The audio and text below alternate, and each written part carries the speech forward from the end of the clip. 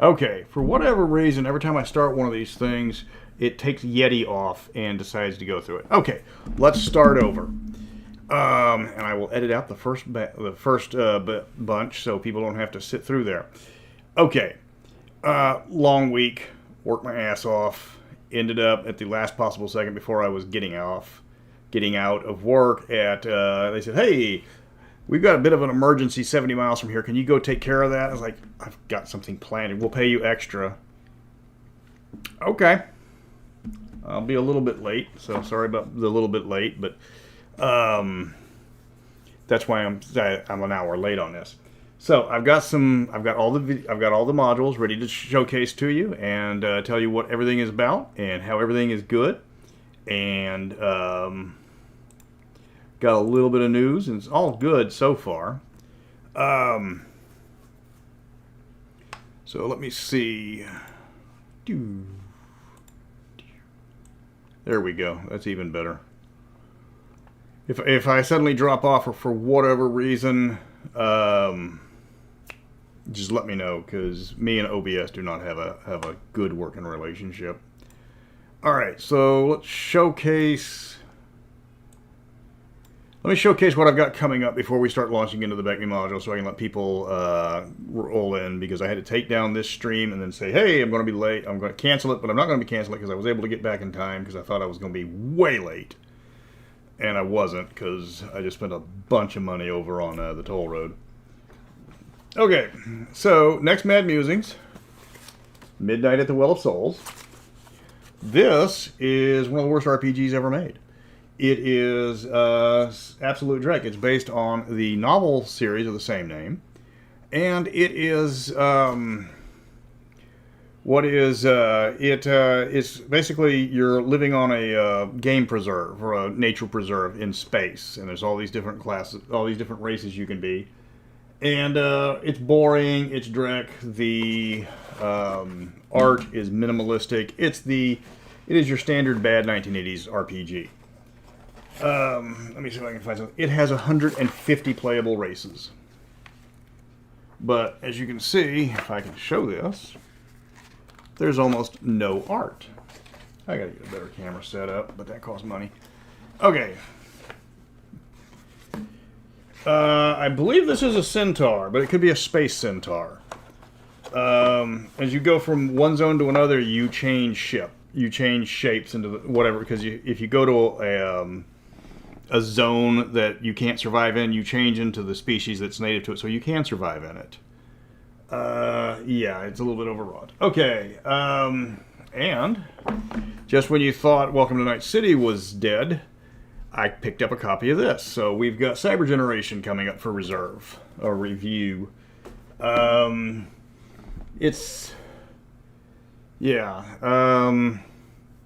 Miguel, it's not so much a fetish game, it's a we don't have an editor and know when to stop game. So Cyber Generation is the superpowered teenage good guy fighting the evil corporations. It was made in the 90s. That was the height of superpowered teen teams.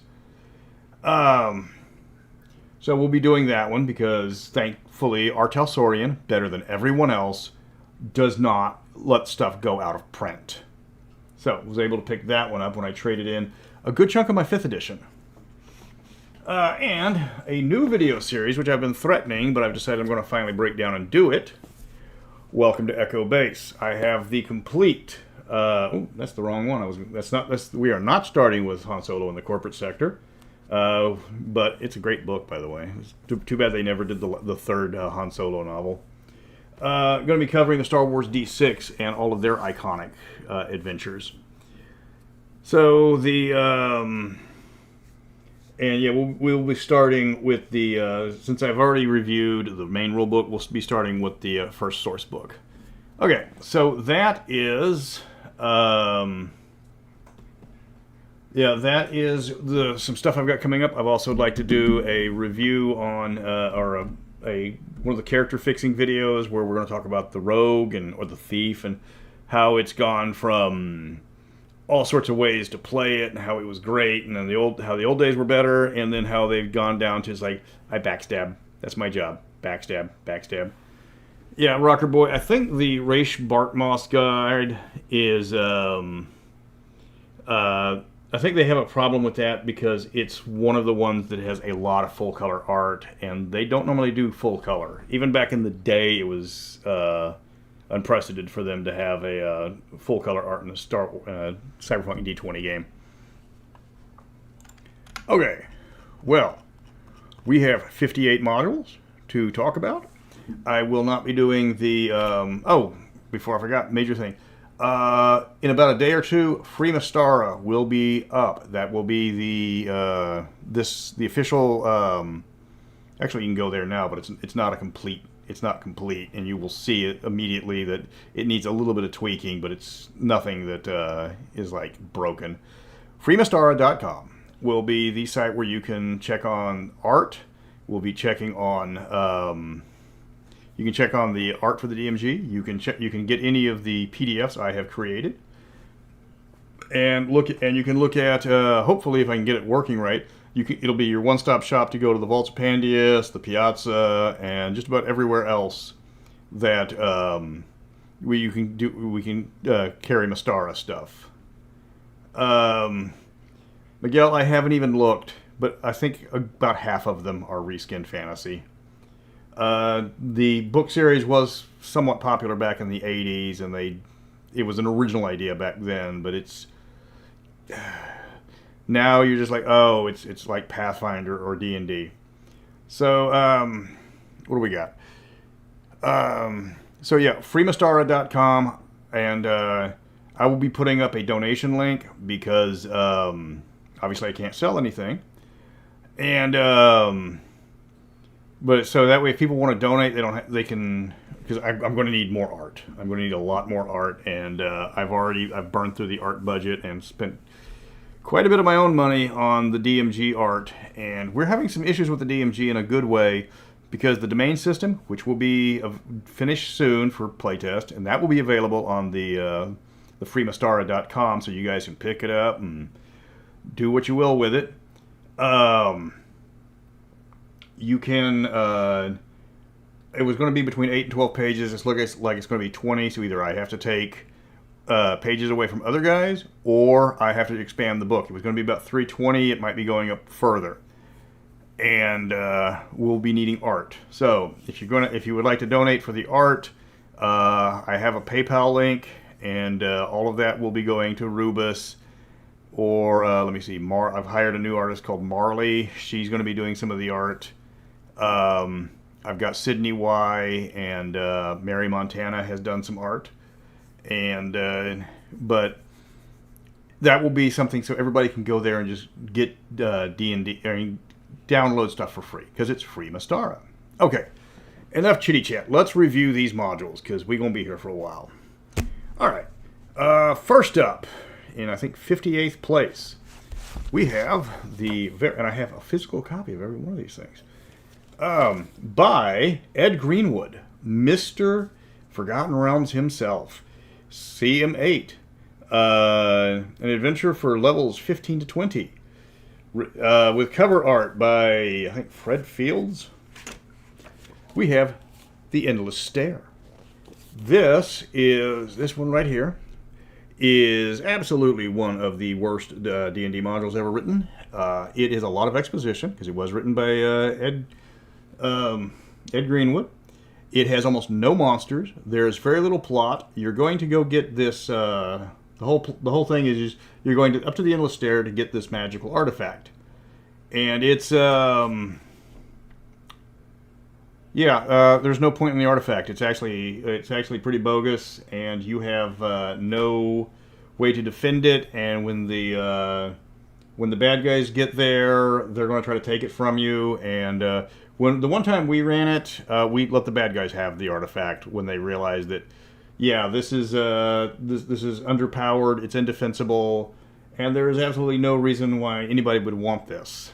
There's nothing to do. I think there's one big fight where you're like 20th level fighters, and you open up the door and the Sturge comes out. Okay, next up. Sadly, it's a POD, but I will replace it eventually. But considering this is the second from Worst, I'm not in a hurry. Talons of Night. Module M5, the last of the Master Series. This is the one that has the weird, obsession with Nine Men's Morris, actually a board game going back to the Roman times, and it was it didn't know what to do with the players. It is very predictable. You will get jumped by Night Walkers, Night Flyers, Night Crawlers about 4, 5, 6, 7, 8 times. They just show up. You stop playing your characters at the end of the game after you go and rescue the beef jerky that was Ariadne and Thinkall. That's not an exaggeration. And then you decide. Then you start becoming diplomats and ambassadors to try to work out a peace, which it only works for a few years. This was obviously written before Dawn of the Emperors. It was not, and it's symbolic of Z2EI. All you missed was the Endless Stair and previews of some future non-Mystara related videos. Talons of Night, they did not know what to do mostly with the high-level stuff, and this one was kind of just a perfect example of it. Okay, next up, we have DD4 by John Nephew, a rare swing and a miss, though it wasn't his fault. Dimrock Dread. This is a cave with goblins, and that's all it is. It was supposed to be this big module with the Baron von Hendrix and all of that, chasing down the party to try to get the Dimrock Dread back, which was, I think, some sort of war machine. There's going to be a big fight in Luln, and lots of Karamiko stuff going on. Everybody's fighting and dying. And TSR said, no, that's too complicated. Just give me 16 pages of a cave with goblins in it, and we'll call it a day. The Dimrock Dread goes from this wall-smashing war machine to a big goblin. So this could have easily been in the pages of Dungeon Magazine. All right, next up.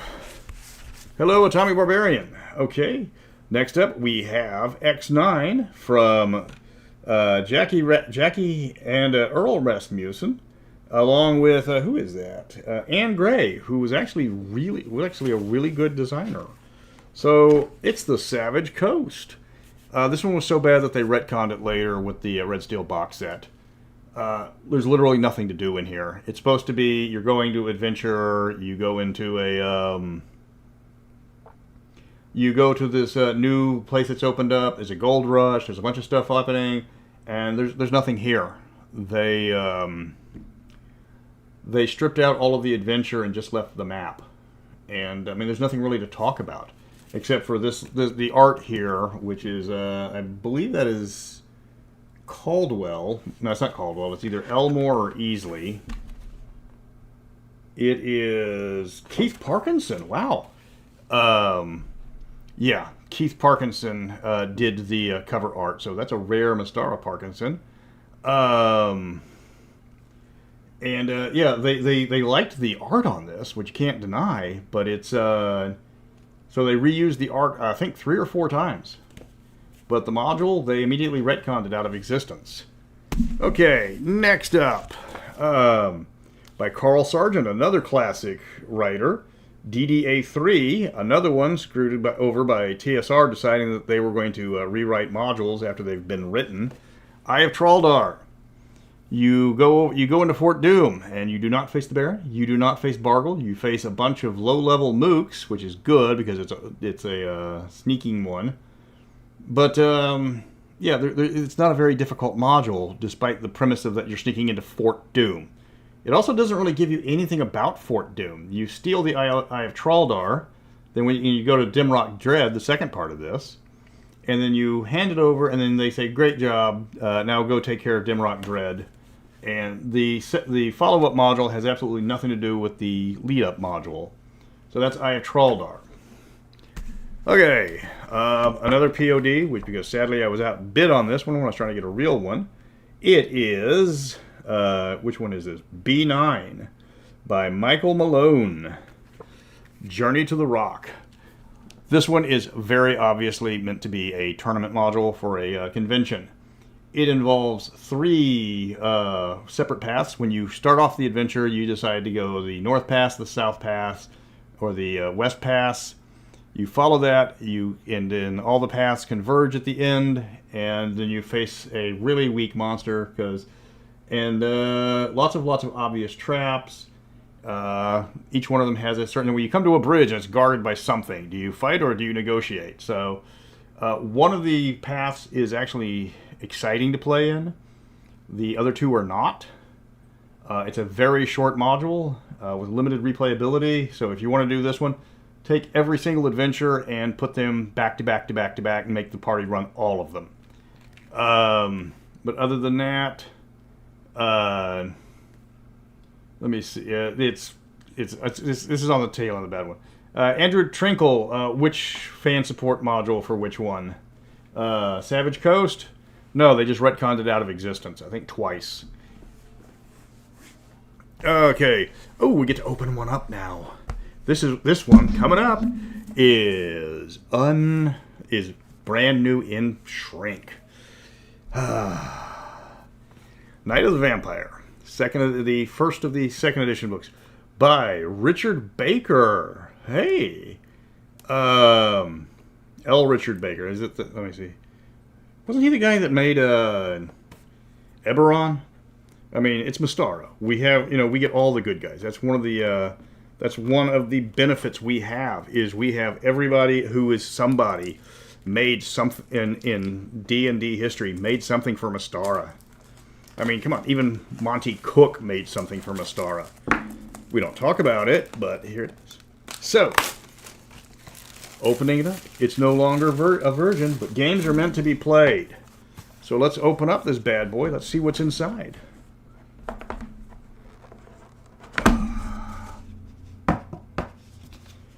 Okay, so why is this one rated so low? All right, there's the book. It doesn't even smell like old book. This one, you're shipwrecked. You find a nice castle or mansion off of the Karamikos coast. Yeah, there's the weird half-colored, half-not-colored art that they did for the second edition modules. And there's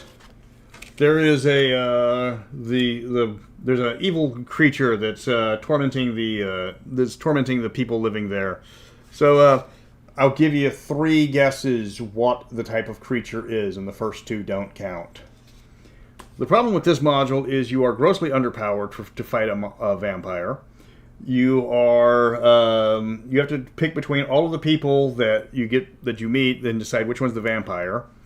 And yes, it's the creepy one. All you got to do is, it's the one that's obviously the vampire. That's the one that's the vampire. There's hardly any guesswork involved. And to defeat the vampire, you simply hold him back with a holy symbol until dawn breaks, and then the sun takes care of the work for him. Because you cannot defeat this guy. He has taken off 2 levels a hit, and he's just way out of your league, so you got to get gimmicky with it. Now, it does have a lot of nice stuff. Do not get me wrong. I mean, the production quality is great. Let me see. Here's the map. Let me find the map. If you can find this cheap, by all means, grab it, because if I can open it up without tearing the map, oh, there goes the... Yeah, because you can recycle this. You can recycle this easily. And it's nicely done. It's got nice and dark. It's got they gave you vellum-like sheets for props and stuff to give to the characters. I mean, it's all well done. The production quality isn't the problem. The problem is you walk in and the bad guy's wearing a T-shirt that says "I did it," and it also has the The second edition Mystara music CD. I think this is not... Yeah, this is a... You have to have this. I think you can get this on a POD. And they actually include the audio tracks because you can't play it without the audio tracks. But it's not some of the worst audio tracks. There's some ones that have some really bad ones. But it was just a gimmick that never took off. Okay, enough of that one. What's the next one? Let me see. Oh, Module M3 by Tom Moldvay, the master himself.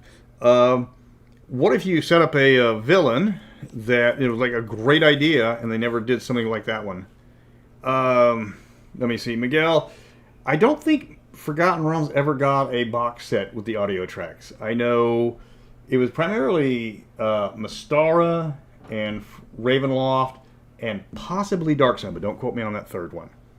Okay, so the next module in Worst to Best, Twilight Calling. This is the one that gave us the Carnifex. It gave us a huge setup for some of the nastiest bad guys out there. Then didn't bother giving us any full details, just a stat block, no art, no nothing. It was the ultimate letdown. We're just like, we're going to face these, like, how big are they? We don't know. What do they look like? We don't know. Okay, so this is just basically high-level fighters. It's like, yeah, it's like, so like they have no special rules. They're just like, hey, it's a Carnifex fighter. What is it? It's like a human fighter with more hit points. It's a Carnifex wizard. What is it? It's like a human wizard with more hit points. Yeah, the audio tracks, nice idea, lousy execution. Because I will get to one that will, if you speak French, it will cause you to, it can cause convulsions. Okay, next up, another Merle Rasmussen, and this one's a little bit infamous over the, over everything they did to his poor module when he turned it in. Module X6, Quagmire. The Swamp module. This is the one that got retconned. This one got retconned out of existence when they came out with Champions of Mystara. There's a trading town with only 50 people. It's a major city with only 50 people. And it's sinking into the swamp. You have to go rescue it from a massive siege of, I think, about 12 lizardmen. And you can go by boat, in which case this module is very short, or you can go by land, in which case this module is an absolute slog.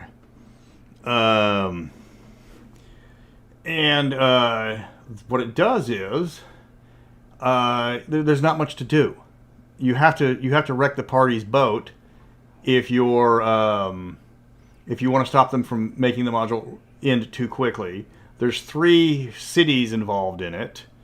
And they're all the same. I mean, literally, they use the same map. It's just like, you go to, like, room 17. It's like, are you in Quagmire? Are you in Thanatos? Or are you in the hidden mystery city?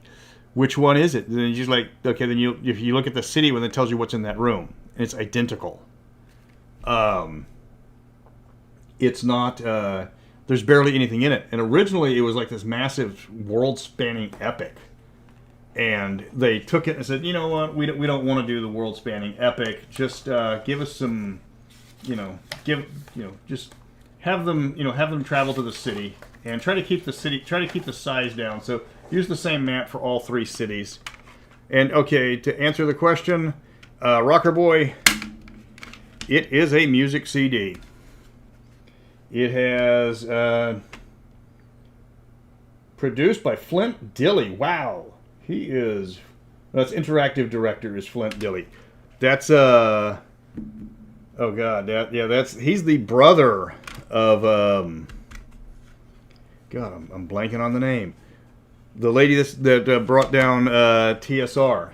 He was she was the one that gave us the Buck Rogers game.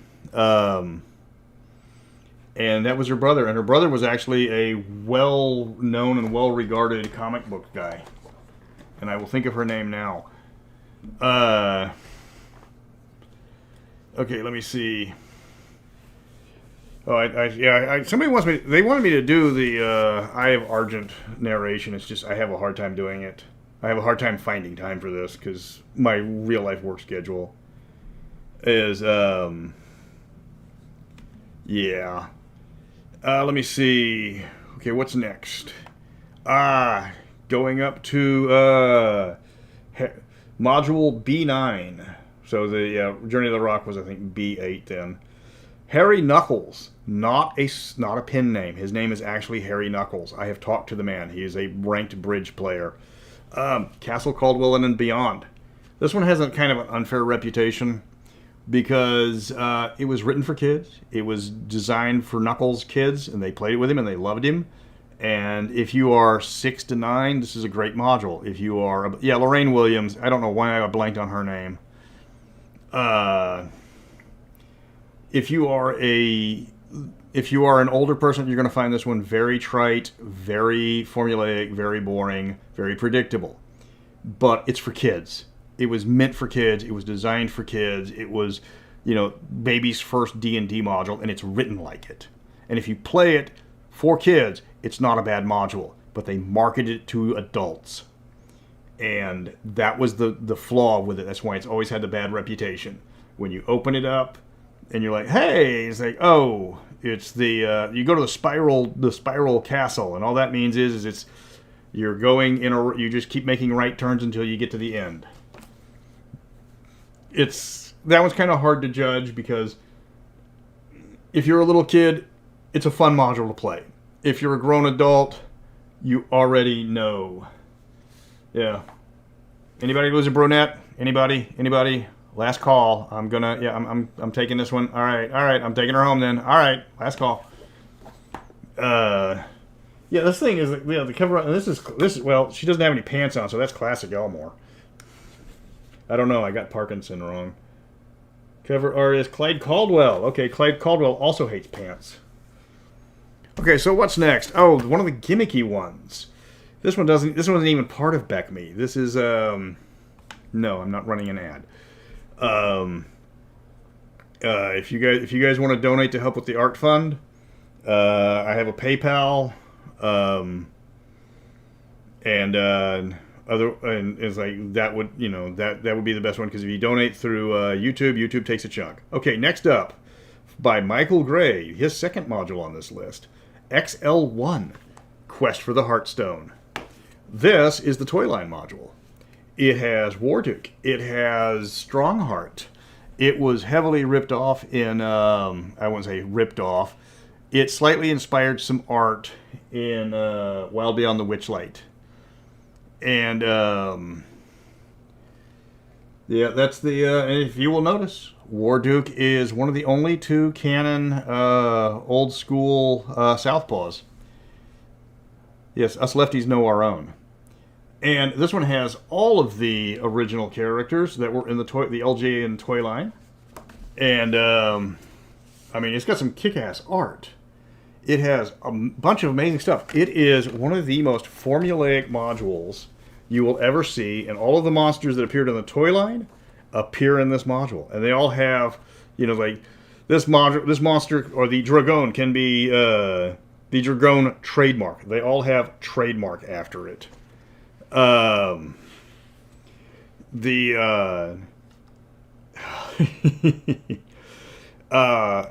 it's in the toy line, it's in this game. It is pretty stock. You're actually supposed to play the characters in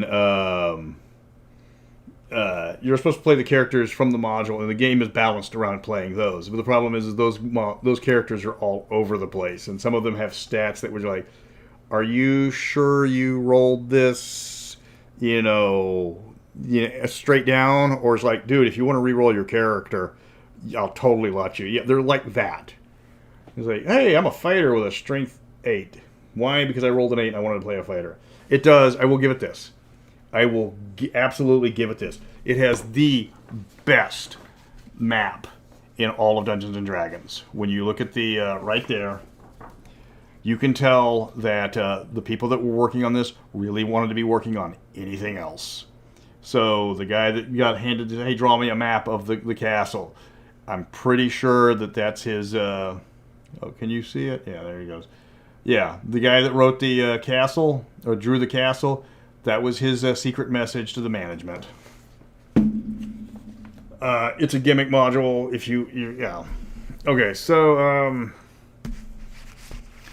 now, going from the best module to the worst module, This one is by, was it? Who is that? David Ritchie and Dave Arneson. But I have it on word of God that Dave Arneson did not work on this one at all. DA3, City of the Gods. This is the third in the Blackmore series. It is... let me find it. Where is...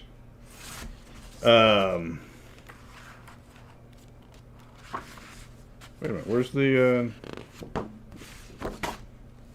Huh. Oh, I must have taken the map out. Well, there you go. This one was, you go out, you get to go explore the Beagle, and, yeah, he did DA 1 and 2 and then bounced because they realized that he was just there to add fire to the, or to be on Gary's side with the upcoming Civil War. I was going to show you the module, the map, but apparently it's a separate map. No, he left on his own volition. He was not happy. So basically, you get sent out to the Beagle by King Uther to either break in and steal a bunch of stuff, or make good and talk to the captain and, you know, become buddies. And it's a complete random roll. So if played as written, you don't know if if this is going to be an exploration or if it's going to be a diplomacy. And you can steal a bunch of cool magical items, which are actually basically sci-fi stuff. This is like a Pauper's version of Expedition to the Barrier Peaks. The map that I didn't have because I thought it was part of the screen, but it's a separate map, is just a picture of the spaceship with arrows pointing in every direction. And you just basically, when you go from one room to another, you roll on a random chart to see where you actually go. You don't actually get to go to the bridge. You don't get to go to any of the cool stuff because it says the party can't get there. And, you know, it's like the problem is the module has a lot of material, but the material isn't usable. You'd have to rewrite the whole thing. If you're going to salvage the module, play Expedition to the Barrier Peaks. Okay, next up, here we go. Skip Williams, another all-time classic. Module M2, Vengeance of Alfax. The follow-up module to a better one coming later. This one is 5 separate mini-adventures tied together with a somewhat interesting plot.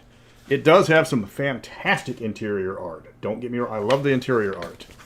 But it's, you know, like one of them is like, okay, more cave crawling. You know, oh look, we get to go dungeon crawling. Lots of caves. Levels 28 to 32, and they've got you going in cleaning out caves. It does have the castle, the flying castle of Xandar, and there's a Pegatar, because they love Pegatars. But it's not exactly a... It's kind of just all over the place, and it's like 5 different adventures welded together. Okay, so next up, and you're going to see a lot of these come quick. Best of Intentions. IM3 by Ken Ralston. Which, if Ken Ralston is the man that gave us Paranoia. And you can tell because this actually has a Paranoia crossover, kind of. It's got lots of neat stuff. It also has the famous the artist Jim Holloway, who, if you know anything about Paranoia, you will instantly recognize his art. This is definitely the height of the silly phase. Oh, come on. Where is the... Jim Holloway could do faces better than anybody else. God rest him. He was the most expressive of all the TSR artists. And he is... Yeah, here we go. A bunch of Immortals facing off. Yeah, you can tell it's automatic. It's not... It doesn't look like more comedic tinged module. It is a comedic tinged module. It's got lots of little bells and whistles, though. Like playing... I think this is the one where you're playing... yeah. the Immortal Olympics.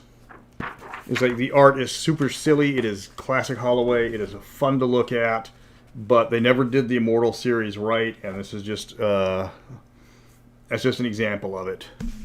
Because next module is I Am One, the Immortal Storm, by Frank Mincer. Frank, he wrote the Immortal thing. He did BECMI, and he got to do his module. This one. The problem with Immortal Storm is you are immortal characters, and you keep having to go back to your mortal forms to go do and run errands. It does let you go to Chicago. Chicago is a canon D&D setting. Technically, you're going to Skokie, but it's a scavenger hunt, and you have to get all this stuff together before the Immortal Storm comes over and kills everybody. Again. The Immortal series did not have the best rules, did not have the best adventures, and that just kind of showcases why a lot of them go through, or this far up in the count.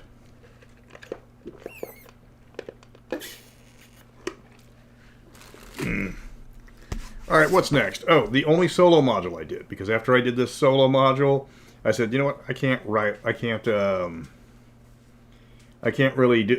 rank solo modules after this one. Mystery of the Snow Pearls. You are an elf. You are trying to... I gotta give credit. This is Anne Gray McCready, so another classic artist. This is of all these solo modules, this is CM5, and is the only solo module to be part of the official canon. Now, here's the problem with it. This is an old module. It uses magical viewing, where you put a red filter down and it lets you see. So, how does the module look if you don't use the red viewing? Yeah, that's what it looks like. It is you can't read anything because you have to take this little red strip right here and you put it over it. The problem is this module's 30 years old. The ink has faded. It has faded badly. So, it's almost unreadable. Oh, you want to look at the map? And here's the problem. You can go and get the map from the POD. They make this in POD and they take away all the red filter. Okay. No, I'm not including the Thunder Rift stuff because it's only tangentially applied to Mystara. It's pretty much all just dungeon crawls, and it's a really hard. Yes, they said it was in Mystara, but it's basically just intro adventures one other one. One adventure introduction after the. Yeah, you want to look at the map? There you go. There's the map. You have to use this again to show where you are on the map, and it tells you what section to go to. You can get the POD, and they've removed all the red filter, but that kind of defeats the point of having not knowing where you're going.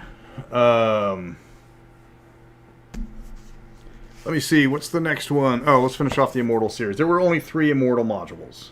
Okay.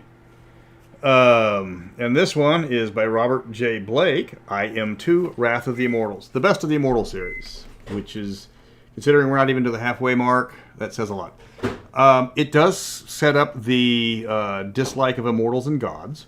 You have a bunch of Immortals that decided they're going to skip straight to being gods and appear as Zeus and Ares and Hera and all of that, and then that blows up in their face, and you have to go chase them down and find out who the people were set them up and save them because they saved them from being obliterated by the Immortals that set them up for failure, so they could steal their payment.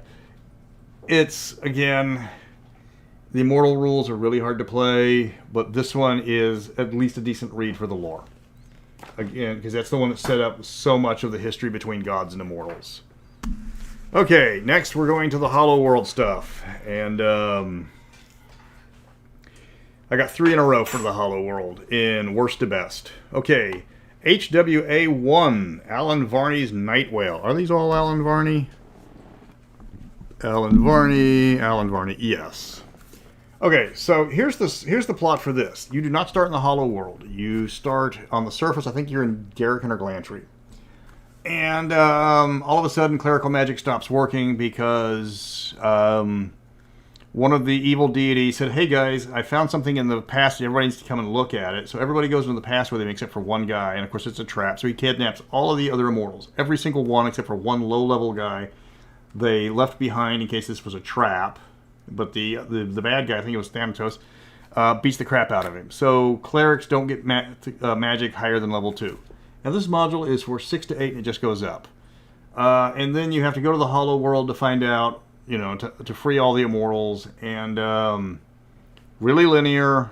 You're nerfing one of the major character classes. And it's also got the really stupid thing where these guys show up and say, hi, we're helpful, friendly people. And it's like, we are totally not shot in Elfin, despite the fact that we are dressed in parkas in the middle of a desert. And it's got a nice map. It's got some nice interior art, though it's limited. But yeah, it was a hard premise to work with. And the nerfing did not help. So the next one after that one, I mean, these are just one after another. Night Rage. This is in shrink wrap, but I'm not going to be opening up that. I'll open it up later to showcase everything. This one's a little bit better. It doesn't have the eye-rollingly bad impersonator. It's very restrictive in what you can do still. And again, why would you want to play a cleric if you don't get to use your cleric spells? And then the last one, also in shrink, Night Storm. This is the better one, and it does make you high-powered at the end. So, yeah, it makes you better at the end. You get to be a temporary immortal and try to right all the wrongs, but it's a little late for that. Okay, so what's next? We're moving into these are moving into the average modules next. Let me see, Bruce Nethsmith. X7, War Wrath of Kron with the Coomster. That's right, there's Coom, the surfing storm giant who is the party's best friend.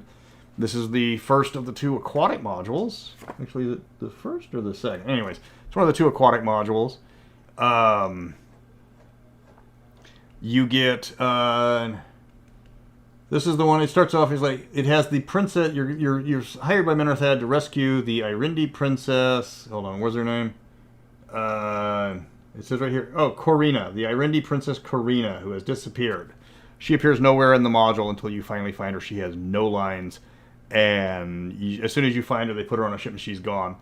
It's most famous for having some really interesting ideas. An underwater Triton city. It has the raft city of Kron, which is the War Rafts of Kron.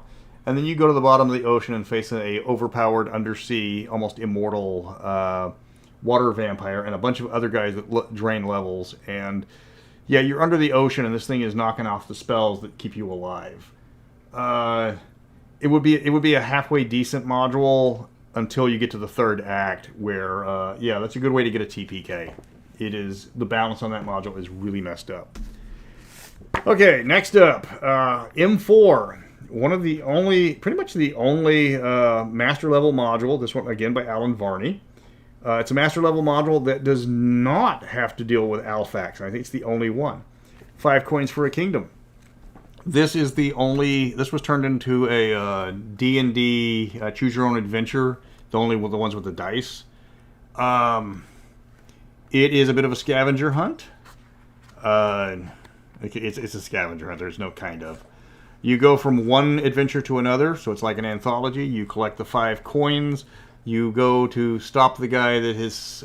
you go stop the wizard that is stealing towns, and you defeat him, and then the end of the party, you have to have a wizard or a cleric to save you, or else everybody's going to die.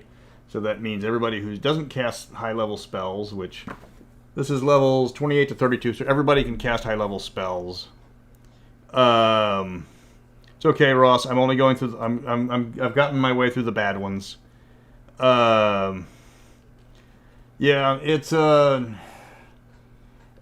anthology. It's basically an anthology of adventures with a common theme. They throw... and it's like, there's other ones that do the exact same shtick, and they're better. So there's 5 coins for a kingdom. Okay, now for the module with the most disappointing cover art of all time. CM2 by Gary Spiegel. Death's Ride. This is van art. This is high quality 70s, 80s custom van art. I would be happy to have this on the side of my SUV driving down the road going, that's right. I mean, you could put this on the hood of your car and it would look badass. You could put this on any car. You could put this on a Volkswagen Beetle.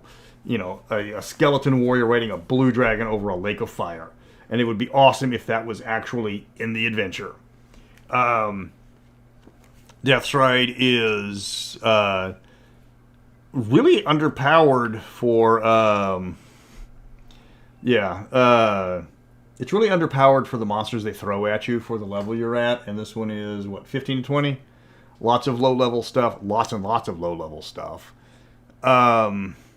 It also has a lot of really weird exposition that has nothing to do with the adventure. But if you want to raise random dead people, they have a story behind each one. So again, kick-ass art, underpowered story. Okay, so next one. This one is Zeb Cook, the master himself. It is CM4. It is part of the Test of the Warlord series. I say that. It's like a lot of the companion level modules is like, hey, we're playing Test of the Warlords. Let's go run an adventure. Great, so we'll run Death's Ride or we'll run Earthshaker. This one's a bit of a weird one because, yeah, the Earthshaker shows up in the back half of the module. It's a bit of a mystery, but it's not that hard of a mystery. And if you solve the mystery, you can stop the bad guy before he steals the Earthshaker. Otherwise, it's an adventure on the Earthshaker. And this one's really short. Yeah, if you don't, he's like, he stops over no castle, sadly. And again, is that a Caldwell? Because I don't see pants on that woman. Is that Caldwell? That is Caldwell. Yes, Caldwell in his war on women's pants. And yeah, it's a fun diversion, but this could have been a dungeon magazine entry. Okay, one of the most controversial pieces of art by Graham Morris and Tom Kirby, so you know it's British. This is X8, and it is Drums on Fire Mountain. That's right, it's the Samoan green orcs with the afros. This one's a bit of a unique one. It's challenging because it has a bunch of custom monsters, including the Karakara, but there's the Tabby and some others, and you're on a time limit. You are an absolute hardcore time limit. If you do not have a lot of time to finish this adventure because you got to go take care of the big guy before the Karakara finish their ritual, and then all of a sudden you're outnumbered 700 to 1. So it's an interesting concept, but everybody most remembers it for the cover art and how bad it is. You replace the art, it's a halfway decent module. But most people can't look past this. It's like, oh, look how bad the old stuff was. Look how terrible the old stuff was. Look, they made this. Okay, so if we replace the art, is it a decent module? No, because we will never forgive them for their past crimes. Okay, so I don't need to talk to you.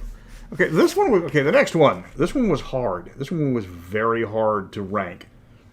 It's Bruce Hurd. Hey, Bruce is making his first appearance.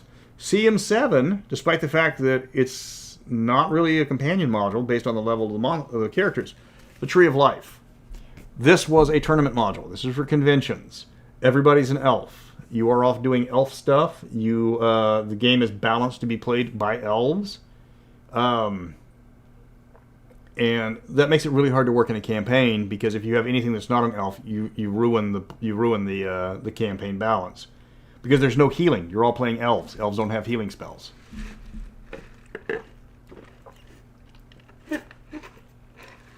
It's great for a one-shot. It's great for, hey guys, we're going to try something new. But to work this into a campaign, you have to really make it work. You have to, I mean, how many people build an all-elf party? It's a gimmick module. It's one of the better gimmick modules, but you're still playing. Like we got to throw this one all together. Okay. Yeah.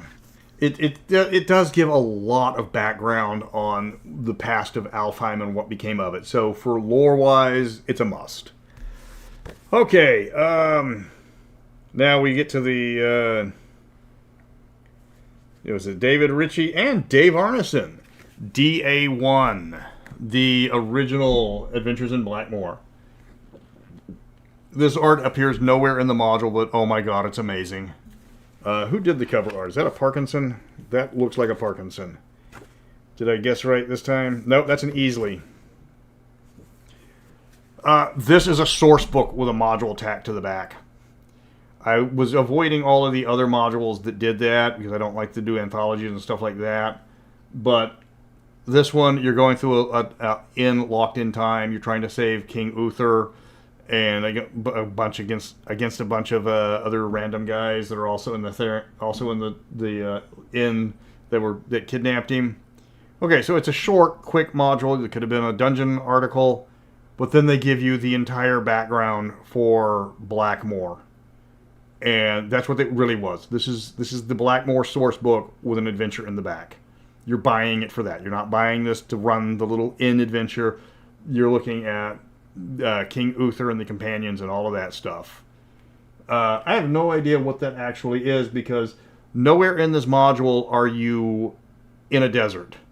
You are in either Blackmore City or you're in the in-between worlds. So, yeah. Okay, so what's next? Oh! Okay, hold on. Tim Beach. So, you know, if Tim Beach, it's 2nd edition. This is one of the box sets. Hail the Heroes. I think this is where I put I drew the line between average on what's good and what's bad for average. This is it does come with a CD. This one is heavy lore involved. You have to go get the Shield of Hala from the dungeon. You have to get it to the one of the 3 churches. The bad church in this case is the Cult of Hala. Then you have the Church of Traldar and the Church of Keramikos. And this is more of a lore dump than anything else. But it's a really this one's a weird module because in the bad guys, the Cult of Hala, there's 3 of them. 1 is true neutral, 2 are neutral good, and all of them will be more than happy to tell you about their plan, which is to get the shield and then give it to the Duke. Which is also the plan of the Church of Traldar, which is to get the shield and give it to the Duke. And the Church of Keramikos is like, we're going to get the shield and keep it for ourselves. So 2 of the people have the exact same plan. It's just, who do you want the Duke to be appreciative of? And there's no real bad guys in this one. It does give a lot of different... it does give a lot of lore, and only a huge chunk of it is contradictory to previous lore. Okay, next up.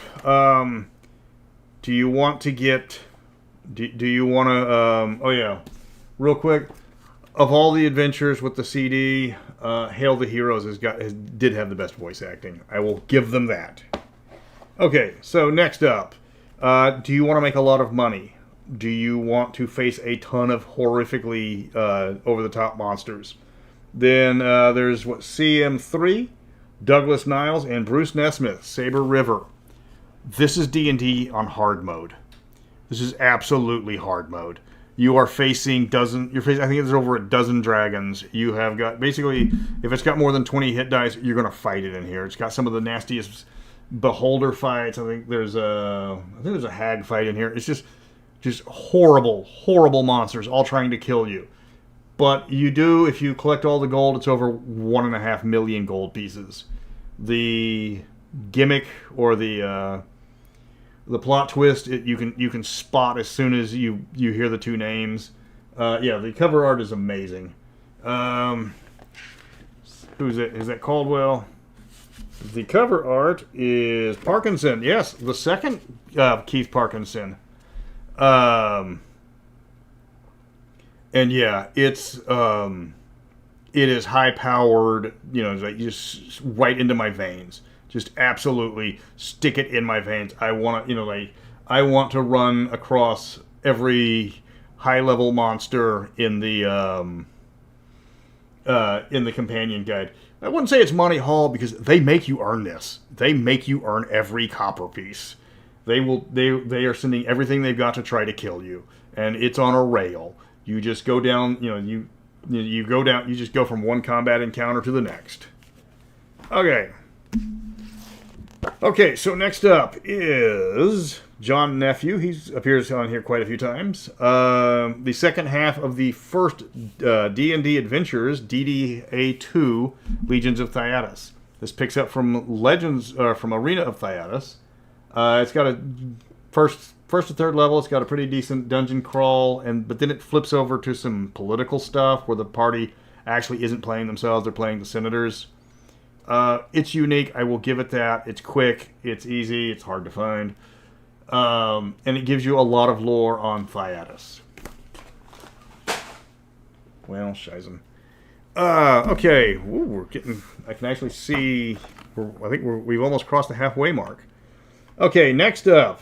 Hold on, I gotta see who's did this one.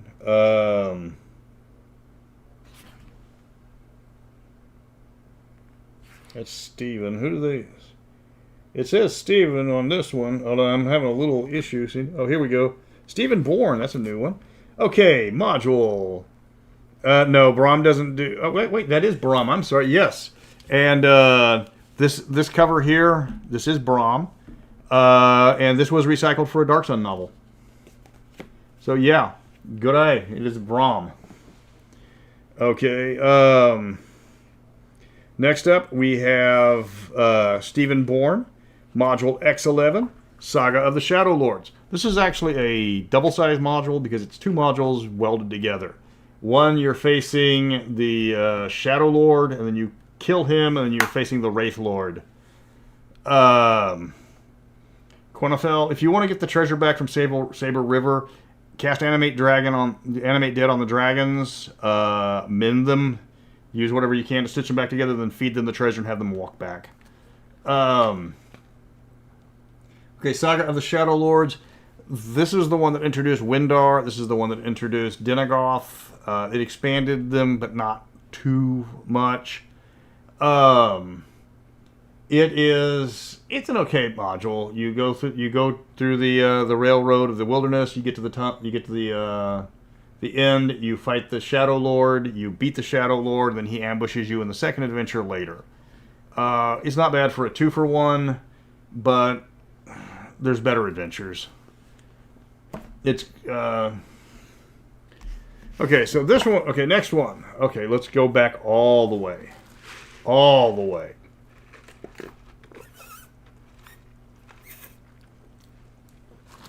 Mike Carr, B1, In Search of the Unknown, the first BECMI module ever made. The one that was originally in the BECMI books until Gary Gygax decided he did not want to share money with Mike Carr. This one is really hard to rank because somebody wrote in this one already. It's fill in the blank. It's a Mad Libs adventure. It's a great dungeon. It is a well-designed dungeon. But you have to fill out every single monster, every single creature type. It's got the infamous Room of the Pools. It's got, where's the one that every time we ran this module, the players get stuck in one specific spot. Now, it gives you examples of what kind of modules to put in it, what kind of monsters to put in it, what's a good example. But you don't have to. You can turn this into an epic level dungeon crawl just by changing the monsters. It doesn't change anything else. Whereas the... yeah, here it is. The one thing that's always stuck with me, the crate room. First time we ever played this, we rolled hard candy, and we ended up with a barrel of hard candy. And for the rest of the campaign, the party was eating that hard candy. This is almost impossible to rate because it's fill in the blank. It's like there's the adventure is what you make of it, and that adventure style. They actually tried that a few times beforehand, and then Gary said, "No, we don't want to do this. We're going to do it the way I want to do it." But you got to respect the classics. You got to respect the Trailblazers. And speaking of the fill-in-the-blank modules, the most controversial D&D module of all time. Tom Moldvay and Gene Wells, though she had nothing to do with this other than some basic concepts. Module B3, Palace of the Silver Princess, the green one. If it was the orange one, I'd be dressed better. This is the one that they released it, and it was originally a fill in the blank, and it was written by Gene Wells, a first-time D&D writer, and it was given to an editor who was a first-time D&D editor, and the first one was awful. And people have talked about it, like, no, it has like even the people that worked on it said no, it was we had no idea what we were doing. This is the one that has it's got all this amazing art. I'd love to have the orange too, but it's like $10,000 because there's just not available. It's not out there. It's got all this amazing art, and then the art, like here and on the back cover, this was an original scene from the original module, the original orange, but it doesn't appear. They took it all out. They took out most of the monsters, and she came up with some really messed up monsters. It starts off with like a choose your own adventure. So he's like, yeah, entry 41, entry 47.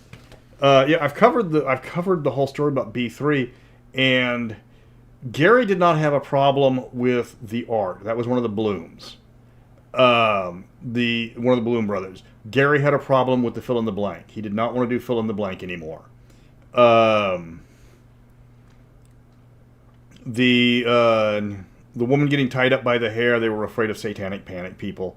But what really killed it was the poor layout and editing and writing, because they didn't give it enough time, and they needed to get, for a first-time writer, you do not match a first-time writer with a first-time editor. You match a first-time writer with an experienced editor so they can fix it.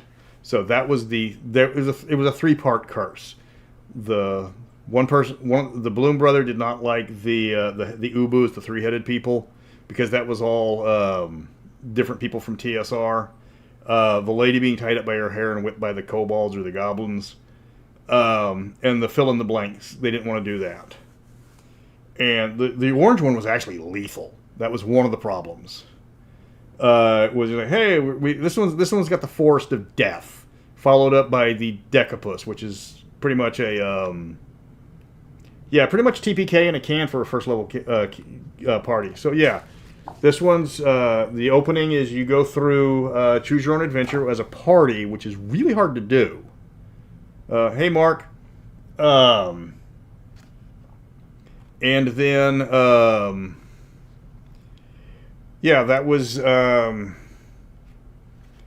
then you go through the regular dungeon crawl, and you collect the stuff, and they introduce you to Eric, who was the one who became later changed into the patron of the Great Old Ones, and one of the scariest entropic villains out there. Okay, next up. Let me see. Aaron Alston, one of the men that started it all. Module X12, levels 5 through 8. Everybody say hello to Scarred as Mirror. Mirror. I can speak. I'm tired. Okay, first off, this one's weird because they printed it on magazine paper. You can't see it, but this is a much, much higher quality grade paper than the others. For a expert level module, this is one of the ones that has no wilderness exploration. This is all self-contained on a private on a demi-plane, and you have to explore. You have to explore that and break out, and you have this big fight inside the Duke Stephen's hunting lodge. And it's not a bad little module. It's quick. It's short. It gets in and out. People have run the math. Scarda is delusional. He's also kind of a tragic hero because the artifact is driving him insane. He's not a bad guy, but he is insane now. And the fact that if he wants to kill the Duke and then take over the Duke's place, but that's not how these work. If you kill the Duke, his heir becomes the next Duke. And then the really stern-looking Emperor, one nation over, wants to know who just killed my buddy. And I've got 15,000 guys coming to get an explanation. So, not well thought out, but for a quick and short module, for especially expert level, it's a good one. Okay. Then starting off the Dungeons & Dragons Adventure series with John Nephew, and again, Brahm art that was recycled for Dark Sun. despite the fact that he's got metal swords, and he's a gladiator. Arena of Thiatus. Heavy lore for the background on Thiatus. A lot more lore than Dawn of the Emperors gave you. You gotta shoehorn the characters into this, and since they're going to be gladiators, this is not a module for wizards. And they're like, hey, you guys have all been turned into gladiators, and now you're going to have to fight without spells and stuff. It's like, oh, you have no armor either, and oh, you got D4 hit points. Thanks for playing. It's your standard, you get turned into gladiators, you earn your freedom, or you escape to freedom, and then you go get justice for the guy that turned you into gladiators. What you gonna do? All right, next up, the module that started this channel, because I wanted to get a review, and nobody had done it. Module B7 by the Hickmans, and oh my god, is this a Hickman module. Rahazia. This is the you meet the elusive Rahazia, or the exotic Rahazia, and there she is there. Get to know her, because that's the only time she appears, is pretty much on the cover. She goes, hello, you run into her, you get a note, and you go meet her and says, hi, I'm Rahazia. My fiance's been kidnapped. You've got to go, please go rescue him. And it's like, no, I will not be participating in this adventure at all. In fact, once you guys go off, I'm going to go, I don't know, I think I'm going to go shopping, because she nopes off on page 2. All right? And it's a elaborate little adventure. It has got a killer map. I mean that literally. There's some areas that'll turn this into a TPK. And it has the massively overcomplicated maps that the Hickmans were famous for. This is a low-level module, but it is not a beginner module. You need to reread this one multiple times before you run it, because there are how many rooms are this? How many rooms total? There are 86 rooms in a module for levels 1 to 3.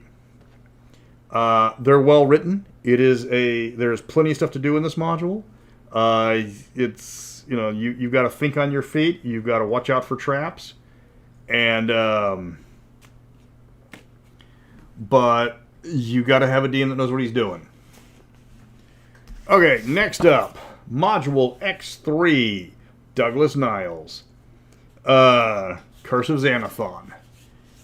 This is an example of why, just like Night of the Vampire, do not put the villains on the front covers like, hey, we're going into this town, the Duke's been cursed. I wonder who could have cursed him.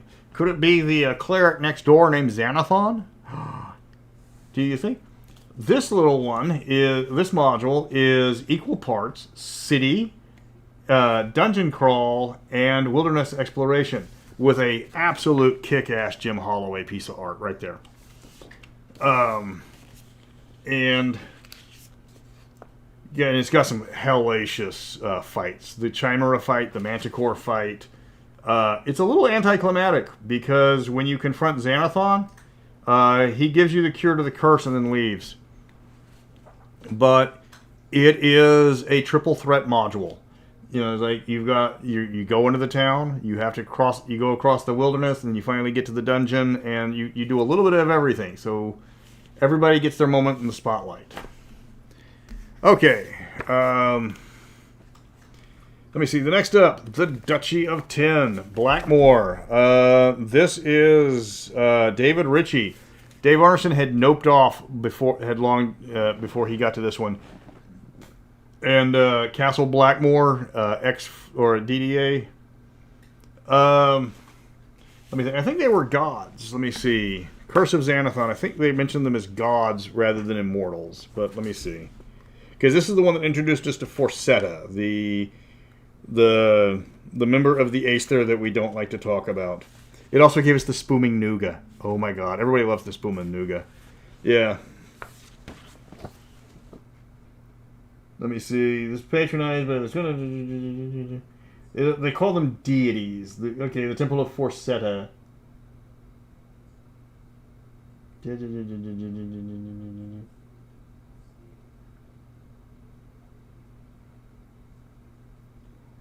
me see. The lawful religion of which... They don't say immortal. They say deity and religion.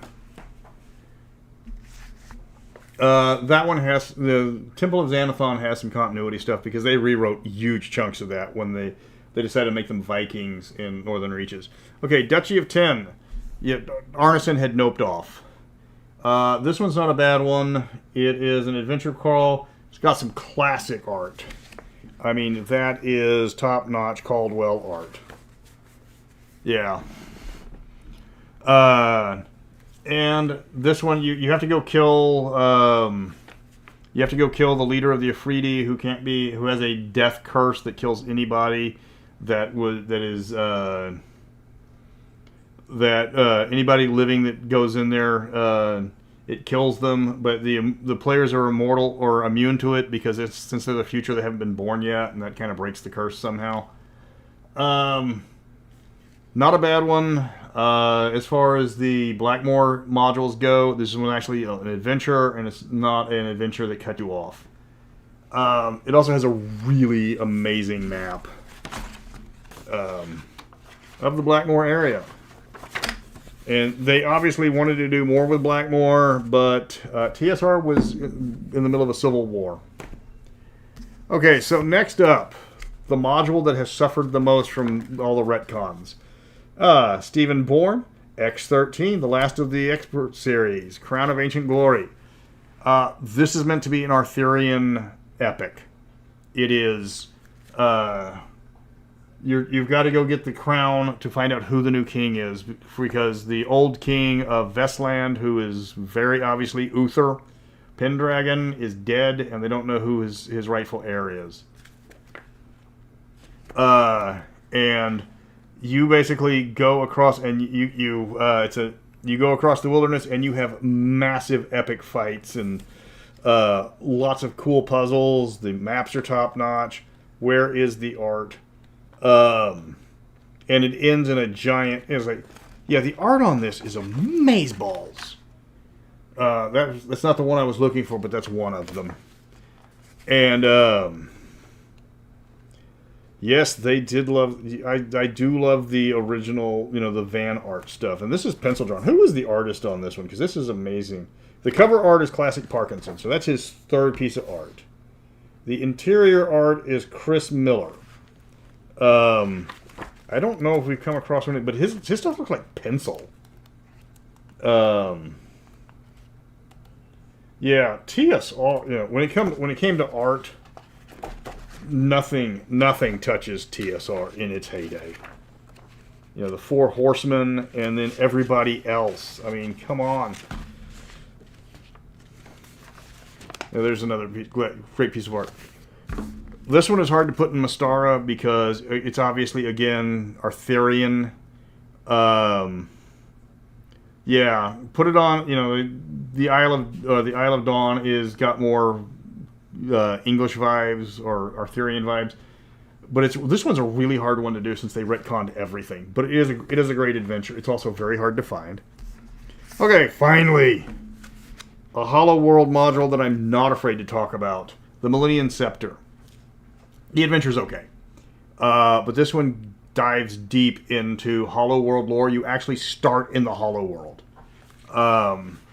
And this fills out everything. It's also, it's got your standard map. They love maps. You want to know why the second biggest Mystara page is the cartographers? Because they loved maps. I've even got a 1992 catalog, Fall and Winter, and a TSR customer service. I might want to fill that one out one day and send it in. I've been putting it off for like 30 years. Get ready for ancient Greeks. Get ready to prepare for glory. You've got to stop the evil bad guy from killing the emperor and taking his place. And if you make the right friends, it's a really easy module. And if you piss everyone off, they make it hard. So as you try to find Odin or Zeus's pants, This is the best of the Hollow World modules. There's no exception to this. Yeah, Anthony Herring wrote this one. And this is HWQ1 for the code. And this is the only HWQ module they created. Because they really didn't like the Hollow World. Alright, we're getting... Oh, we still got a ways to go. Okay. Next up, Aaron Alston, Jeff Grubb, and John Ratcliffe. Right, sorry. This is the best of the 2nd edition modules. And it's also a DM nightmare. Mark of Amber. I will warn you, if you are a French speaker, if you parlez français, and if you know anybody that parlez français, and you play the CD, they will go into convulsions, because this is some of the worst French you will ever hear. You're going to a family gathering. This is after the death or disappearance of Stephen Amber, or Etienne d'Amberville. And you're going to a family reunion with his crazy family, and it's all of them. I believe there is 47 named NPCs that have lines. And again, you go to paragraph 45. You go to page 46. You make your decision. You play the CD, and it fills it out. This is a very difficult module to run because you have to keep track of all these people. And it's a murder mystery. It's pretty... And the cats are going at it.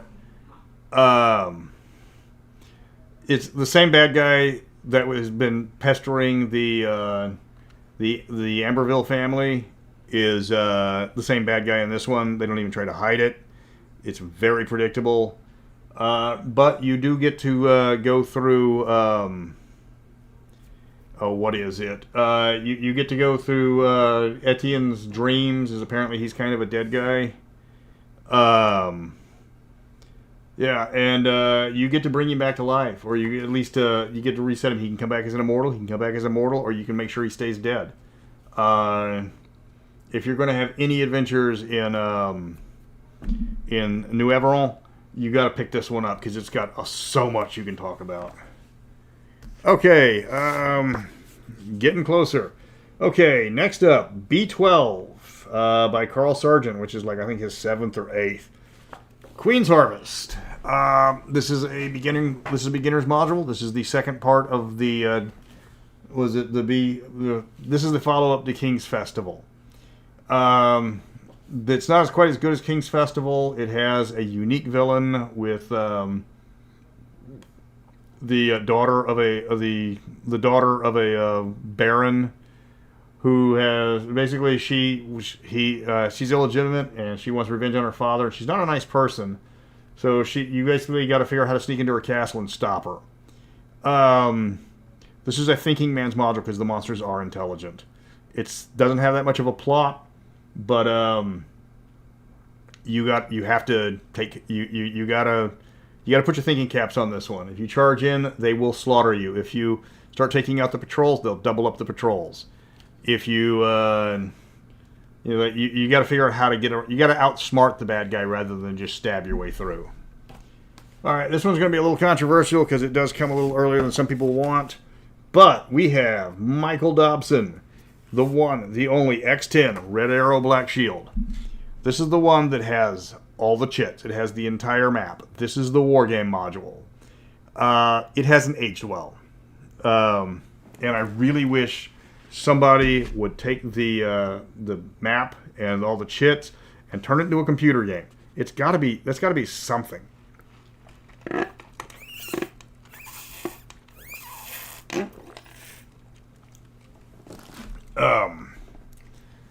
It plays a lot like I won't lie, and this does predate Mass Effect 2, but it plays a lot like Mass Effect 2, where if you want to do the loyalty, it's basically one loyalty mission for every country.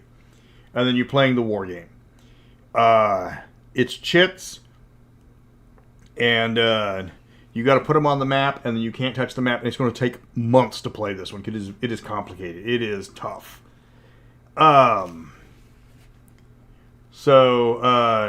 it's unique. There's no other module like this. The problem is you have to find this one intact in original, because you can't play this based off of the BOD, because you need the map, you need the army chits, and you can probably do a lot of different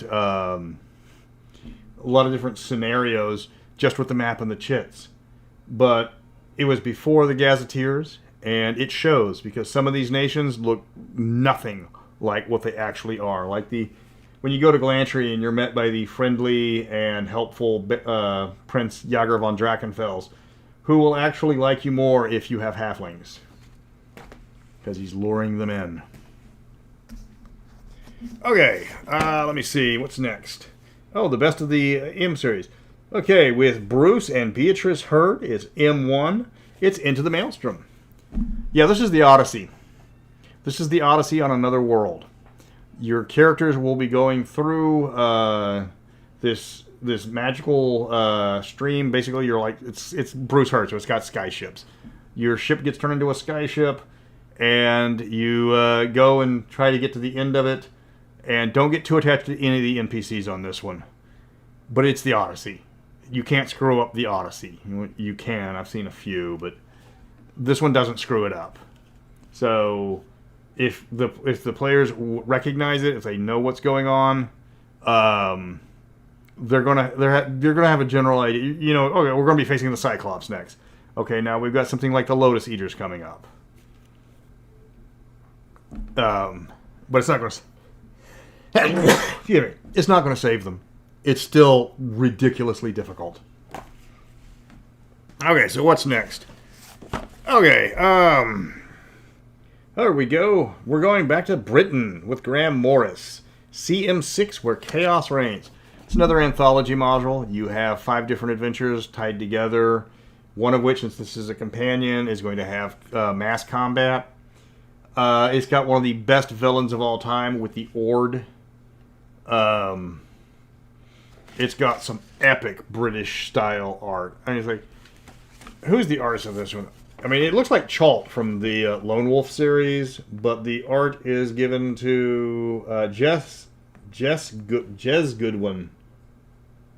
And it's got the map art that was very British. Yeah, TSR Britain is got some unique stuff, but I mean, come on, you don't get stuff like that in the new in 5th edition. You do not get high quality stuff like that. That is just amazing art. So yes, anthologies. You do all 5 of the adventures. You travel through time. Each one is slightly different, and then you don't have to run these all together back to back. You can.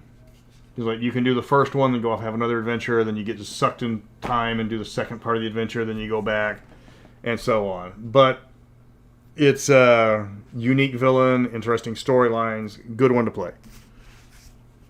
Okay, we're getting close to the top 10. Okay, next up, it's Douglas Niles again. Module B5, Horror on the Hill. This is 3 modules in one. The first one is you're going into this hill. It's a dungeon crawl. The first part of it is outdoors with thick foliage and narrow passes through them. So it's a dungeon crawl on the surface. You just don't have walls, you have tree lines. And then you go into the actual dungeon, and then you finish that dungeon. And they have a surprise third dungeon. And it even... Hold on. Again, the art. I think the art is... Yeah, the art is Holloway. Oh... Is that it? It's got the Piranha-Keats. Yes. You know you want to throw Piranha-Keats at your party. And if you want to surprise the hell out of your character, the boss monster for a level 1 to 3 module is a red dragon, and you're supposed to remind that you can beat the crap out of it and subdue it, because subduing dragons was a thing. And there is actual art of you dragging the dragon back to Guido's fort by towing a line behind it for a boat. It's a good starting module. It's not that hard, though. If your party decides to stick with going one direction, they can skip half the module. Okay. Oh. The 11th in line, which... Okay, Module B11, King's Festival, by Carl Sargent. I would put, as far as starting modules go, I would put this up against anything. This was designed to not only help players get started in the game, but Dungeon Masters as well. It is, I mean, it's a standard dungeon crawl. But, let me see if I can find examples. Oh, let me see. Like on the back, it tells you how much XP every monster is worth. It tells you, you know, what the kind of treasure is. Howdy, Jake the Warlord.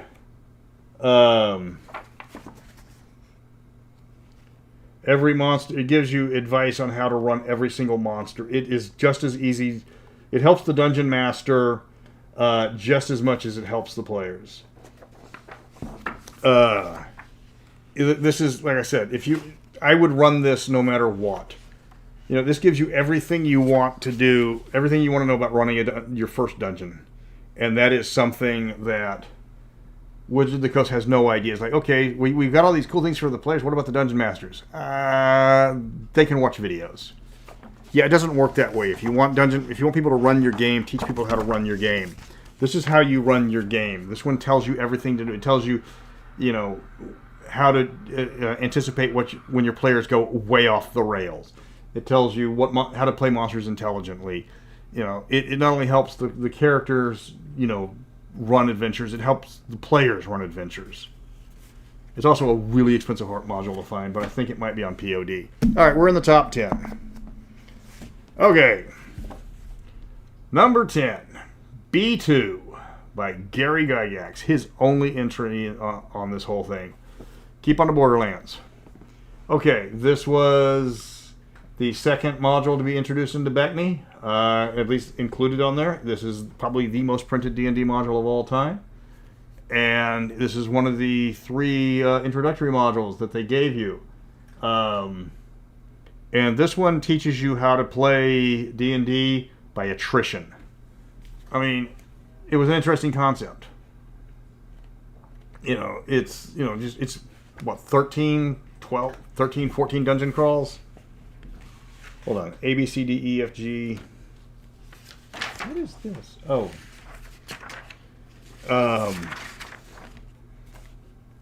Yeah, it gave you a chart to keep track of all the mercenaries you hired because they're all going to die. It did give us one of the most pimped out Minotaurs of all time. I will give it that. That is iconic Minotaur art. But it was like, the plot is simple. Go into Cave A, kill all the kobolds. Go into Cave B, kill all the goblins. Go to Cave C, kill all the orcs. It tells you how to run combat. It tells you how not to. It tells you what to do to avoid dying. But as far as intros, King's Festival is better. But this one is considered a classic because it shows you all these different monsters. But there's not a lot of difference in BECMI monsters, other than, you know, how they're role played. Okay, next up, one of the most original basic modules of all time, and also the shortest, B6, Zeb Cook or David Cook. They don't call him Zeb yet. Veiled Society. Let's take an opening. Let's have a basic module and turn it into a murder mystery. This is almost all humans. I think there's only some hobgoblins you find early. That's the only non-human monsters. And the module itself, let me see, is, with the module itself is short. It's like, was it 16 pages? Yeah, it's 16 pages, but half of those pages are a paper town. And you were supposed to cut this out and stand it up. And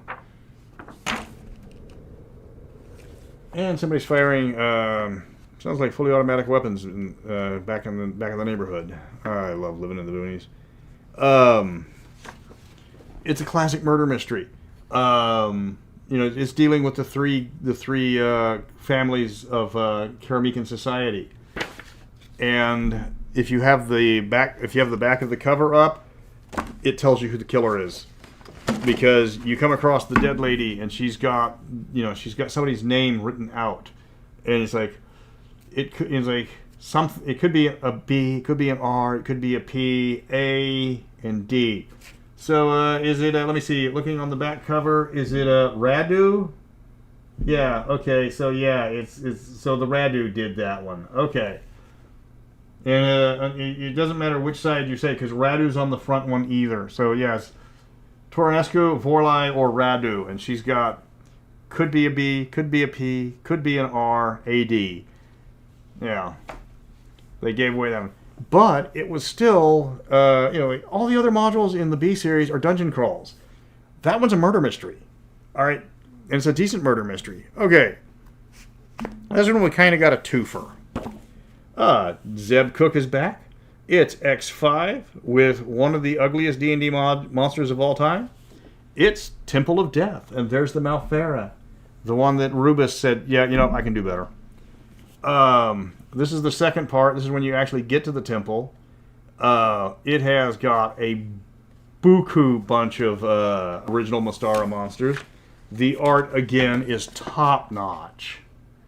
And the opening chapter is some of the best adventure design you'll ever see, because that's Zeb Cook. He doesn't know how to suck. You get into Hool, and they even got Punch and Judy. And then you get to the temple, and then you try and kill the master, but you fail, because this is the setup for Red Arrow Black Shield. Of course, if you've got Temple of Death there, you've got Master of the Desert Nomads. The prequel, and it's not really a prequel. This one gets you to Hool, and then it stops. So you got to play this one, and then Temple of Death. And again, this is master level module design. Look, they've even got a silver dragon, which doesn't exist. I think that's a statue. But it's a statue of something. Yes. Again, this is top-notch adventure design. All sorts of new monsters, desert hydras. You gotta love that. And you get the evil haunted place that will kill off most parties if they're not careful. Again, you have to play these to experience them, because there is so much weird stuff going on that it is hard to describe just how challenging and unique these settings are. Hello, Forno. Okay, so next up, the very first mega dungeon for BECMI. B4, Tom Moldvay's The Lost City. The adventure's so good that they reprinted it twice in 5th edition. They got the Goodman games over there, and then they stripped out all of the fun and original stuff of it, reprinted it again, yanked the license from Goodman games, and reprinted it in the Infinite Staircase. But this is the original. This one is got 100 rooms of fun. This was the other starting adventure, because you start off levels 1 through 5, and it tells you everything you see. And you get the weird guys to talk to, the Gorm and was it Madura and I can't remember the third guy's name. It's right here. Uzumagaris. Yeah, Uzumagaris. Now I remembered. And then you got to fight the evil Zargon, and I will not lie. And of course everybody's crazy. It's got serious shades of BioShock. And when the first time I ever saw Zargon, I thought he was like 30 feet tall. Because, I mean, look at that. That looks like somebody, he looks like a kaiju. And he's only 15 feet tall, but we missed that. That's okay, Levi. None of these are 2nd edition, except for like 3. It says that he's 15 foot tall, but I just misread that, so I thought he was 30 to 50 feet tall. The Goodman games actually put somebody next to him for scale. So I will give them that. And then he's like in a bathtub in the D&D one, or in the 5th edition one. And like I said, this one starts off with the first 5 levels. It tells you everything you need to do. You can just read the boxes and go with that. And then the next 5 levels, it's high-level monsters, but it's just the room. So it's up to you to describe what the monsters are doing there and what, and how this ties together.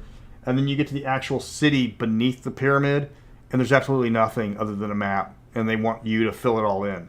So as you progress in the levels, the DM is supposed to progress in their abilities to write an adventure. And that is one of the reasons why Lost City is one of the top D&D modules of all time. And I will be doing a video eventually covering the 5th edition, the Goodman games, and the classic Lost City to see exactly how they did it. Yeah, that inspired the baddie of the second Conan film, played by Andre the Giant, because he was next door filming The Princess Bride, and they said, "Hey, Andre, would you like to be in a monster? Would you like to be a monster?" Okay, and then next up, CM9 by Steve Perrin and Catherine Kirk, Legacy of Blood. Not a lot of people. Some people don't like this one. I do, because this is the most original of all of the companion modules. Because you're given somebody else's domain and said, "Fix this." It's a bit of a mystery. You've got to figure out who's sabotaging the domain. You've got to get all of the people in the domain that hate each other to work together to fix, to set everything back up. Even if you find out who the bad guy is and you stop him, it makes your job easier, but it doesn't fix it, because you still have 3 factions with the halflings and the Finn folk and the townsfolk, and they don't like each other. And you've got to get them to work together to unscrew up everything. Die Ghostfish. I'm sure you've seen the picture where it's like Arnold Schwarzenegger's being picked up by Wilt Chamberlain and Andre the Giant. That was they were both on set in London, and he just happened to be walking by, and and him and Andre were friends, and they were like, "Hey, how'd you like to be a monster?" Legacy Blood is a great module for high-level play, because they get high-level play right in this one. All right, you're sent into an area where stabbing people isn't going to cure things. You've got to use your brains, and more importantly, you can use all that money you've got saved up to buy improvements. So yeah, Legacy of Blood.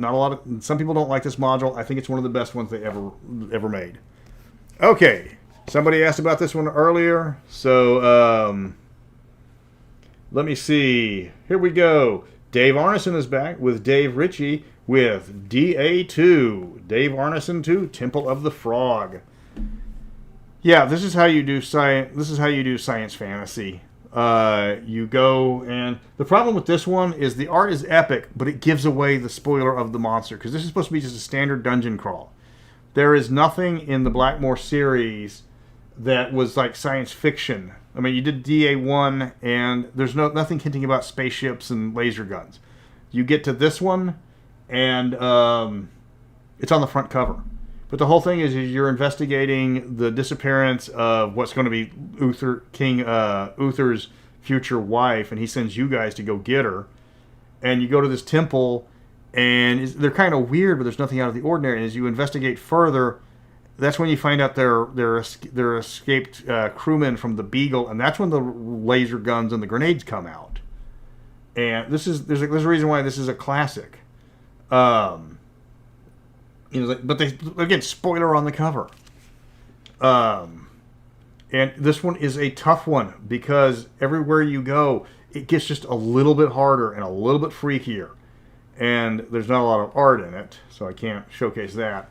But yeah, I mean, this one is kind of hard it's definitely Blackmore in nature, but it's the best of the Blackmore modules by far. Again, this is original D&D, so all they did was just transport it over, and they had Dave Arneson be the one that did it. Okay, how much more do we got? Not much. Okay, next up, Tom Moldvay again.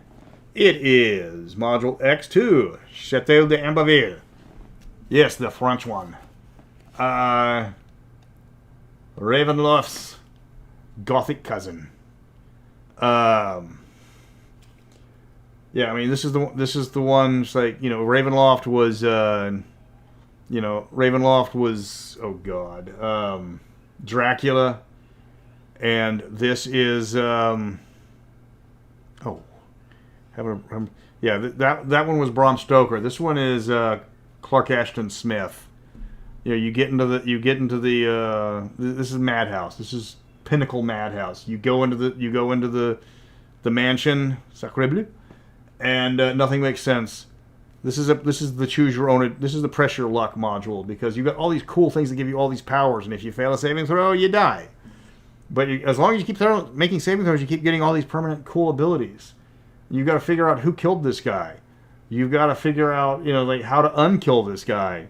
You know, like you've got ghosts. You've got, you know, like you got many of the classic D&D monsters. The Lupin make their first appearance here. The Magan make their first appearance here. The French make their first appearance here. The only sad part is this guy doesn't appear in the module. He is past tense. Most of the guys in here are past tense, but you know, like, hey, we got a giant, and there is an undead giant, but it's not the same guy.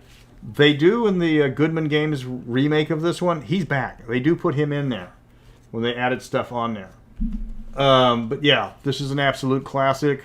It's a bitch to run, because you gotta be able to capture Gothic terror. And horror is not an easy one to do, especially when it's French.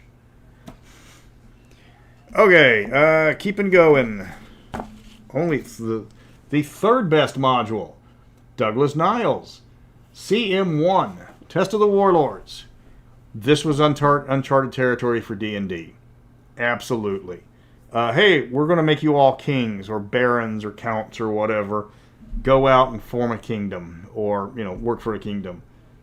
It is open-ended. It never has to end. If the players are enjoying themselves, let them have fun.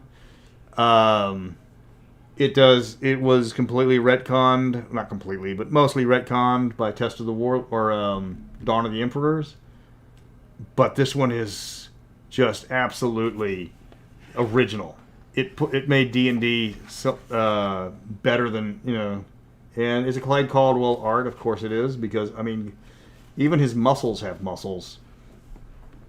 Yeah, it never ends. You can keep going. It's like, I mean, it even gives you the opportunity to overthrow King Ericol and take Norwald for yourself. And it's like every other setting, it's like, this is high-level play. 5th edition is like, what's high-level play? Well, it's like low-level play, but the monsters are tougher. It's like, what's high-level play in this one? You're a baron. Yeah, there were some problems with the domain rules, because there was no reason for everybody to have their own domain. That ruined everything. But I will have the domain rules done shortly, because I'm almost finished with all of them. Though they will be needing playtests, and I will be needing feedback. Okay, the second best module of all time for BECMI. David Cook and Tom Moldvay, the two masters, conspiring together on X1, the Isle of Dread, where, again, BECMI breaks the mold. It's like, hey, everything's a dungeon crawl until you get to this one. Well, technically not everything was a dungeon crawl, because Veiled Society was obviously a murder mystery. But this one is another module that never ends if you don't want it to. You're going to the Isle of Dread. You can do whatever you want with it. Conquer it. You know, mine it. Settle it. Whatever. It's got some monsters in there that you can fight. It kind of has a climax if you go after the Kopru. But you don't have to. You want to set up peaceful trading with the Tanaroans? Fine. You want to conquer the Tanaroans? Fine. Do you want to like land a bunch of Phaeacian guys in there and, you know, declare yourself king? It's all up to you. It's the module that the players decide what happens. Yeah, that's Jeff D. art. I'm pretty sure that's Jeff D. art. That's classic stuff. Yeah. Phanatons. Introduces the Phanatons, the Rakasta, the Aranea, until Forgotten Realms borged them.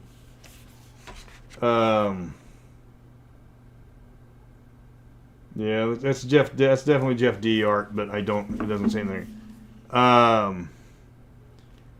There was, some of them were, Keep on the Borderlands, In Search of the Unknown, Isle of Dread were all, well, no, because they were included in the box sets. And, they were written beforehand, but then they were included in the box sets. Isle of Dread, some of the most classic adventures. And it's the one that gave Mystara its dinosaur fetish and its megafauna fetish.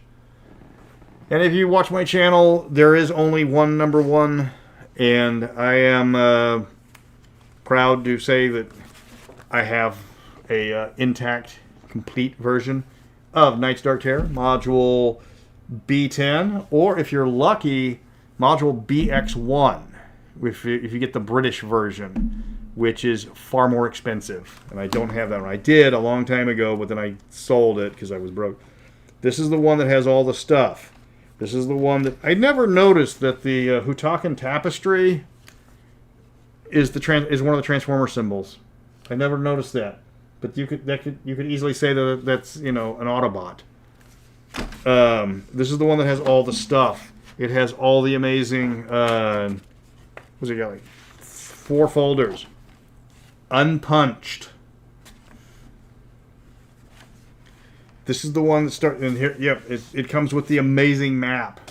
This is like got so much stuff. The module that just never quits. So many unique monsters. Again with the definitive classic British art style.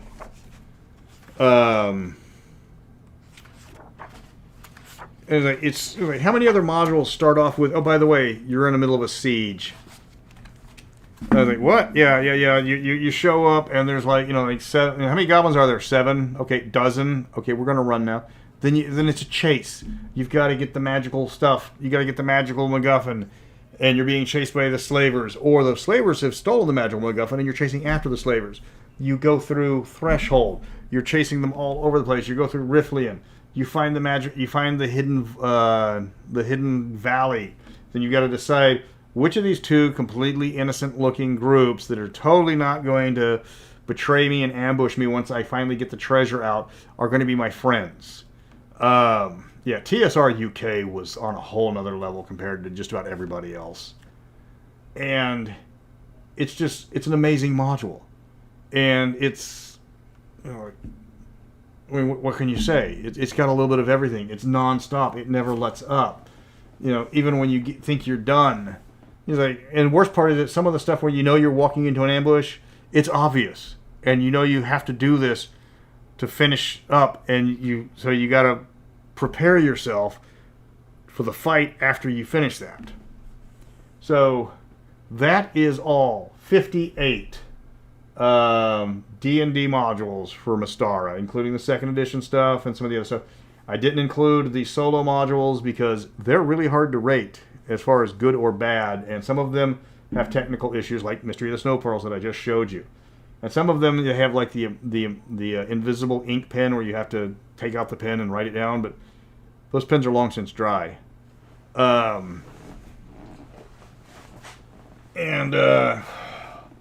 I didn't do Thunder Rift because Thunder Rift is tangentially Mystara, but only because of the very, very end in a supplement.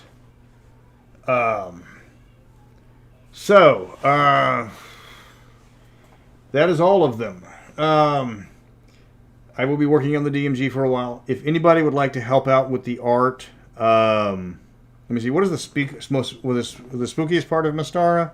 Probably anything from the Glantry. Because that's the one with the vampires. That's the one with the Scottish monsters. That's the one with the French, haunted castle. Okay. But if anybody would like to help with the art, I'm having to pay for this myself. It's going to be quite a bit still. The book is pushing. Hold on, I will tell you how far the book is pushing. Let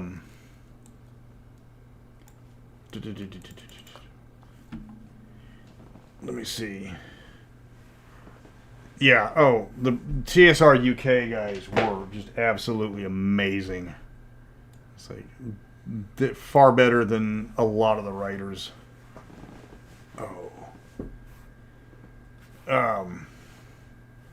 Well, come on. The book is scheduled for 320 pages. I have I'm currently working on the domain section, and that is very nice. Oh, hold on, I'm looking at the wrong one. The book is not quite 50% done. It is 147 pages. And that is full color. I've got another piece of art coming up. And like I said, I will have the free Mystara page set up hopefully tomorrow. So you can download all sorts of free adventures, free supplements that I have written.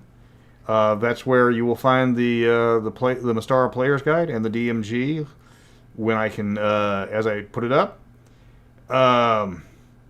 The fourth book, the Mystara Dungeon Master's Guide, where I'm actually making a Dungeon Master's Guide that you can play. Because Wizards of the Coast does not do Dungeon Master's Guides well. We do have the Player's Guide that's already there. We have the revised Etrugan Guide that's already there. We've got some other stuff up as well. I've got to completely redo all the monsters. It's everything that I've put up on, that's been put up on as a PDF on the vaults, but it's going to be in one specific spot, so you don't have to go looking for it. It's all, and if you want to grab some of the art is there and available for if you want to use it for your campaigns, though it can't be used for commercial purposes. But yeah, if you go to the About section on my page, there's a PayPal link if you'd like to donate there. Because, I do need help with that. I've been paying for most of this out of my pocket, but there's a lot of art. Okay, so I have been talking for almost 2 hours. I have covered everything. And I have finished I've only been talking. Yeah, I've been talking for 2 hours. I will be talking. I will be having a URL for the URL for what? The website is going to be freemystara.com. It's partially up now, but it's not complete. I've got to take down some filler text and rewrite it. But you can still get all of the. Let me see.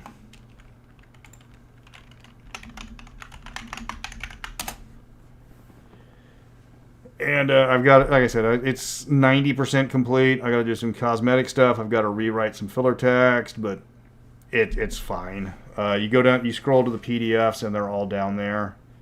I've got to put up the PayPal link so people can actually toss me money so I can afford art. Because I just got 3 pieces of art. I got the Lantern Man, which is a English folklore monster. I've redone the wood drake, and Rubus got me some finished up with the Baron and his family, and yeah, that is everything. So thanks everybody for watching. I will be getting the next Welcome to Mystara up, and I will talk to everybody later. Thanks for watching, and I'll see you next time. And I need to do more of these, and I need to shave next time. But I will be heading on out. So thanks for watching, everybody.